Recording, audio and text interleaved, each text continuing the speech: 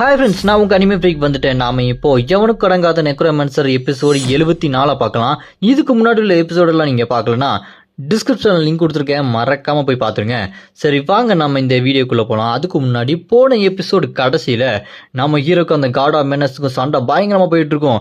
நம்ம ஹீரோ தான் ஜெயிக்க போகிறோம் அப்படின்னு நினச்சா அந்த காட் ஆஃப் மெனஸ் நம்ம ஹீரோ பார்த்து, தம்பி உங்ககிட்ட இருக்க அந்த கடலோட பவர் என்னன்னு உனக்கே தெரியல, முதல்ல தெரிஞ்சுட்டு வந்து நில்லு, அப்புறம் என்ன கொல்லு அப்படின்னு நம்ம ஹீரோ அடிச்சு பறக்க விட்டுருவான். அப்படி நம்ம ஹீரோ அப்படி முழுகும் போது குறுக்க வந்து நம்ம ஹீரோட ஃப்ரெண்ட்ஸ்லாம் காப்பாற்றிடுவாங்க.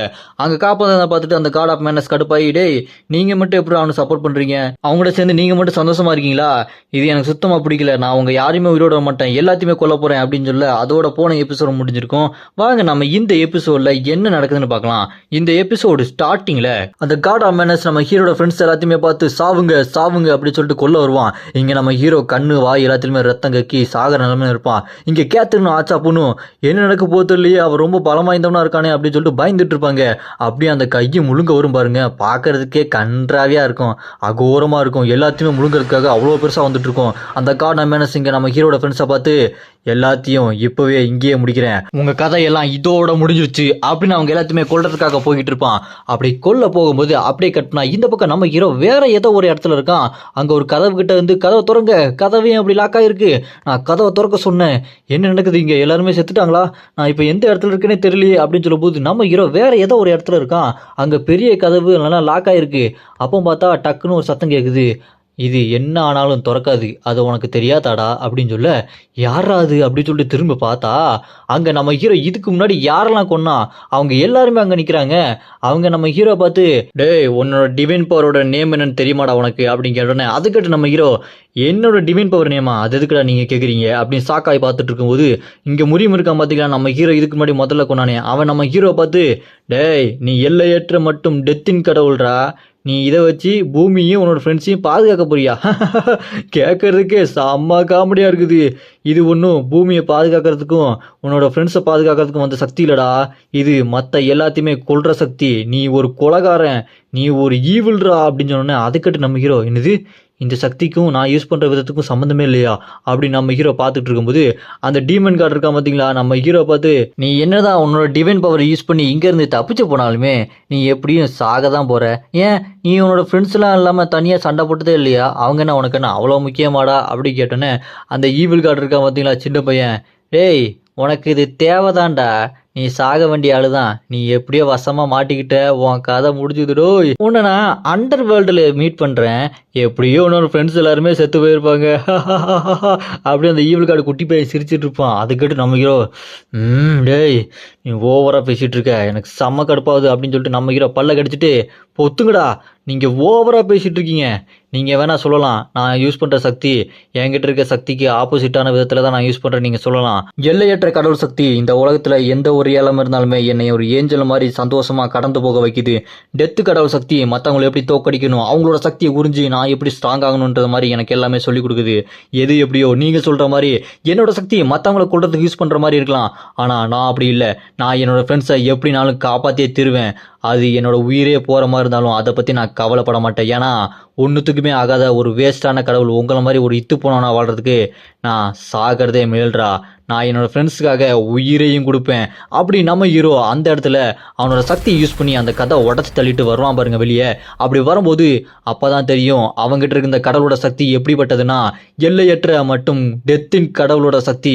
இப்போ இதை முழுமையாக நான் புரிஞ்சுக்கிட்டேன், மற்றவங்களாம் அழிக்கிறதுக்கு யூஸ் பண்ணாங்கன்னா நான் இதை காப்பாற்றுறதுக்காக யூஸ் பண்ணுவேன் அப்படி நம்ம ஹீரோ வேற மாதிரி டிரான்ஸ்ஃபார்ம் ஆகி அப்படியே கீழே படுத்து கிடந்தவன் எந்திரிச்சு வருவான் பாருங்க மாசா. அங்கே இருக்கிற ஆச்சா பொண்ணு, சங் நீங்கள் வந்துட்டீங்களா அப்படின்னு சொல்லிட்டு அப்படி சந்தோஷமாக ஆனந்த கண்ணியில் பார்த்துட்டு இருக்கும்போது நம்ம ஹீரோ அப்படியே முன்னாடி போய் நின்று, நீங்கள் எதுக்கும் கவலைப்படாதீங்க, நான் பார்த்துக்கிறேன், உங்கள் எல்லாத்தையுமே கண்டிப்பாக நான் காப்பாற்றுவேன், என்னை தாண்டி அவன் உங்களை தொடவே முடியாது அப்படி நம்ம ஹீரோ கெத்தா போயிட்டு இருக்கும்போது அந்த காட் ஆஃப் மெனஸ் நம்ம ஹீரோ பார்த்து, பாரா இங்கே என்ன நடக்குது, எல்லையற்ற மட்டும் டெத்தின் கடவுள் இப்போ உயிரோட வந்துட்டானா, நீ உன்னோட கடவுளோட சக்தியை எப்படி யூஸ் பண்ணணும்னு கண்டுபிடிச்சிட்டியா, ஆனால் பார்க்கும்போது பாதி கடவுள் மாதிரி தானேப்பா தெரியுது, நீ உன்னோட சக்தியை ஃபுல்லாக வெளியே கொண்டு வந்தாலுமே என்ன அழிக்கிறதுங்கிறது அவ்வளவு ஈஸி இல்லைப்பா, அது நடக்கவே நடக்காத காரியம் அப்படின்னு சொல்லும்போது ரெண்டு பேர் நேருக்கு நேரம் நிற்பாங்க சண்டை போடுறதுக்கு. அப்போ அந்த காட் ஆஃப் மெனஸ், டேய் ஒழுங்காக விட்டு கொடுத்துட்டு போடா, இந்த மொத்த டவரும் எனக்குரியது தான் அப்படின்னு சொல்லிட்டு நம்ம ஹீரோவோட தலையிலே ஓங்கி அடிக்க போவான் பாருங்க.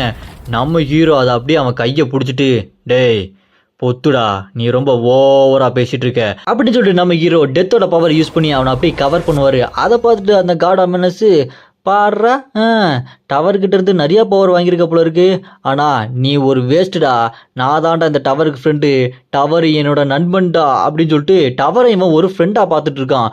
அப்படியே காட் ஆஃப் மெனஸ் கையை முறுக்கிட்டு மறுபடியும் நம்ம ஹீரோவை குத்த போவான் பாருங்க.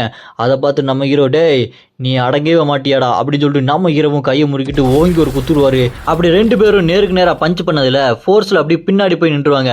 மறுபடியும் நம்ம ஹீரோ அதே ஃபோர்ஸில் திரும்பி வேகமாக வந்து அவனை குத்துறதுக்கு வருவாங்க பாருங்க. குத்துறதுக்கு வந்தது மட்டும் இல்லைங்க, குத்திடுவார் நம்ம ஹீரோ. அடித்த அடியில் அவன் பறந்து போயிடுவான். அதை பார்த்து நம்ம ஹீரோ நக்கலாக சிரிச்சுக்கிட்டு இருப்பாரு.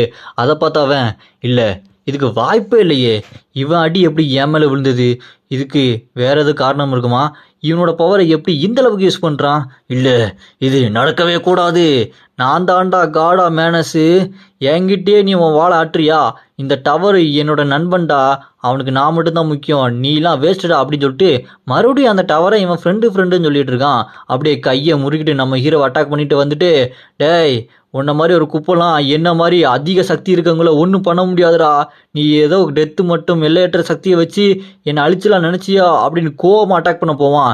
அப்படி நம்ம ஹீரோ நேருக்கு நேராக வரும்போது, சாவுடா அப்படின்னு சொல்லிட்டு அடிப்பான் பாருங்க. அடிச்சுட்டு அப்படின்னு சொல்லிட்டு சிரிச்சுட்டு இருப்பான்.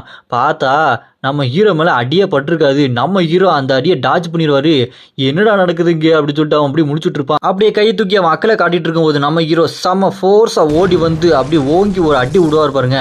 அந்த அடியை வாங்கிட்டு கீழே விழுந்து வாயிலிருந்து ரத்தத்தை கக்கி, இல்லை இதுக்கு வாய்ப்பே இல்லை, இது எப்படா நடக்குது அப்படின்னு சொல்லும்போது, அடித்த அடியை பார்க்கணும், அவனை சுற்றி நிறைய பஞ்சஸ் விழுந்துட்டு இருக்கும். இதுக்கு வாய்ப்பே இல்லையாடா, என்ன நடக்குது, பைத்தியக்காரத்தனமாக இருக்குது அப்படின்னு சொல்லிட்டு அவன் புலம்புவான்.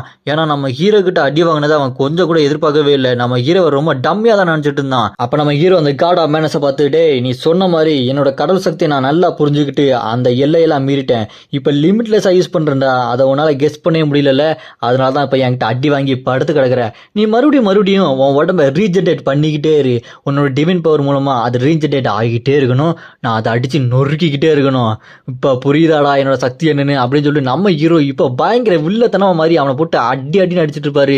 அவனும், நான் தாண்டா காட் ஆஃப் மேனஸ், நீ கிடையாது, நீ என்ன இன்னுமா பைத்தியக்காரன் நினைச்சிட்டு இருக்க அப்படின்னு அந்த காட் ஆஃப் மேனஸ் நம்ம ஹீரோவை அப்படியே அட்டாக் பண்றதுக்காக அந்த கையை வச்சு முழுங்க வந்துடுறீங்களா, அந்த கையில் இருக்க வாயை பொழந்துட்டு நம்ம ஹீரோவை அட்டாக் பண்ணலான்னு வருவான்.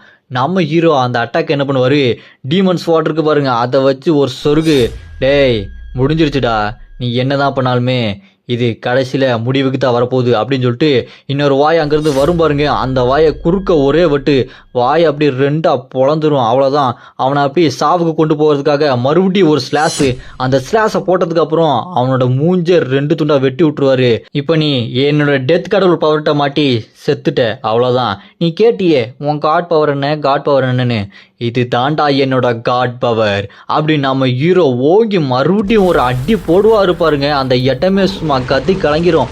காட் ஆஃப் மேனஸ்கே மேட்னஸ்னா என்னன்னு காட்டிட்டாரு நம்ம ஹீரோ. சங்கு அடிச்சடியில் அவ்வளோதான், அவன் இருந்த தடம் தெரியாமல் மறைஞ்சு போயிடுவான். அப்படி போனதுக்கப்புறம் உலகமே இருளாக இருந்தது, அப்படியே அந்த இருள் விலகி வெளிச்சமாக மாறிடுது.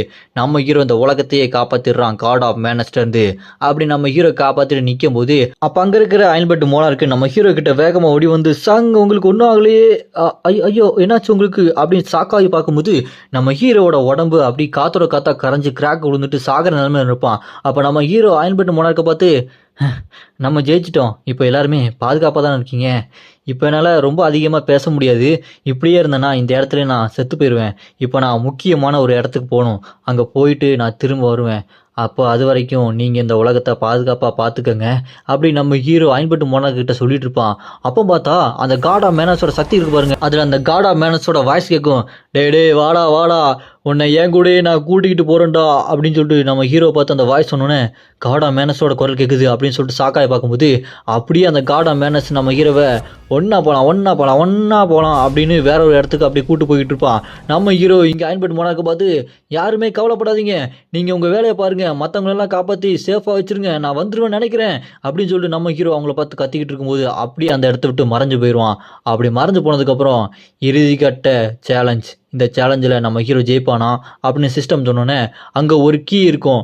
அப்படியே கண்ணு முழிப்பான் பாருங்க நம்ம ஹீரோ. இந்த இடத்த பார்த்துட்டு இது என்ன இடம், மென்டல் ரியாலமுக்கு அப்பாற்பட்ட இடமா, இதோட சக்தியை என்னால் கணிக்க முடியலையே அப்படின்னு நம்ம ஹீரோ யோசிச்சுட்டு இருக்கும்போது பின்னாடி அந்த கார்ட் ஆஃப் மேனஸ் நம்ம ஹீரோ கிட்ட இந்த இடமா, இந்த இடம் விண்ணுலக ரியாலம், அதாவது இங்கே தான் கடைசி ஜட்ஜ்மெண்ட்டு, இதில் உன்னோட வாழ்க்கை தொடரணுமா தொடரக்கூடாதா அப்படின்னு இங்கே தான்டா முடிவெடுக்க முடியும் அப்படின்னு சொல்லும்போது நம்ம ஹீரோ என்னடா நீ இன்னும் சாகலை அப்படி திரும்பி பார்க்கும்போது உன்னை பார்த்தா உனக்குள்ள நிறைய கேள்வி இருக்குது போல இருக்குது, எனக்கு அதுக்கெல்லாம் பதில் இருக்குது, ஆனால் அதை சொல்கிறதுக்கு பொறுமை இல்லை, ஆனால் நான் சில விஷயத்த சொல்கிறேன், நீ இங்கே என் கையால் தான் சாக போறடா அப்படின்னு சொல்லும்போது அப்போ நம்ம ஹீரோ அந்த காட் ஆஃப் மேனஸை பார்த்துட்டு டேய் உன்னை கொல்றதுக்கு நான் மறுபடியும் யோசிக்கவே மாட்டேன், மறுபடியும் என் கையால் சாக போறியா அப்படின்னு கேட்டோன்னே அதுக்கு அந்த காட் ஆஃப் மேனஸ் தெரியும் நீ என்னை கொன்றுவேன்னு தெரியும், ஆனால் அதுக்கு முன்னாடி சில விஷயத்த கேட்குறியா அப்படின்னு சொன்னோன்னே என்னத்தடா சொல்ல போற அப்படின்னு நம்ம ஹீரோ கடுப்பாய் கேட்கும்போது அந்த காட் ஆஃப் மேனஸ் நான் என்ன சொல்ல போறேன்னா, நான் எங்கே ஆரம்பித்தேன், இப்போ நான் எங்கே நிற்கிறேன், என்னோட முடிவு என்ன, நான் ரொம்ப சந்தோஷமாக இருக்கேன்னு நினைக்கிறேன், இல்லை நான் என் வாழ்க்கையில் ரொம்ப சோகமாக தான் இருந்திருக்கேன், அன்ஹாப்பியான ஒரு வாழ்க்கை தான் வாழ்ந்திருக்கேன், அதனால தான் என்னோட மற்ற வெர்ஷன்ஸில் இருக்கிற அவங்க எல்லாத்தையுமே நான் முழுங்கிட்டேன், இப்போ அடுத்து ஒன்னையும் முழுங்க போகிறேன் அதே மாதிரி அப்படின்னு சொல்லும்போது அந்த முகமூடி அப்படி கலட்டுவான் பாருங்க நம்ம ஹீரோ. என்னடா அது அப்படின்னு சொல்லிட்டு ஷாக்காகி பார்க்கும்போது அப்போ அவன் சொல்லுவான் பாருங்க, என்ன ஞாபகம் இருக்கா, அந்த முகத்தை பார்த்தா உனக்கு ஞாபகம் வரும்னு நினைக்கிறேன் அப்படின்னு சொல்லிட்டு அந்த முகமுடி அவன் கழட்டிட்டு அவனோட முகத்தை பார்த்தா அப்போதாங்க தெரியுது அவன் வேற யாரும் இல்லை, நம்ம ஹீரோவோட ஆல்டர்னேட்டிவ் வெர்ஷன் தாங்க, மல்டிவர்ஸ்லேருந்து வந்திருக்கான். அதை பார்த்து நம்ம ஹீரோக்கு செம்ம சாக்கு, ஹீரோக்கு மட்டுமா சாக்கு, நம்மளுக்கு தான் சாக்கு. இதோட இந்த எபிசோடு முடியுது. அடுத்த எபிசோட நான் ஆல்ரெடி அப்லோட் பண்ணிட்டேன், டிஸ்கிரிப்ஷனில் லிங்க் கொடுத்துருக்கேன், மறக்காமல் போய் பார்த்துருங்க. இந்த வீடியோக்கு மறக்காமல் லைக் பண்ணி சப்போர்ட் பண்ணுங்கள், உங்கள் சப்போர்ட் எனக்கு ரொம்பவே முக்கியம்.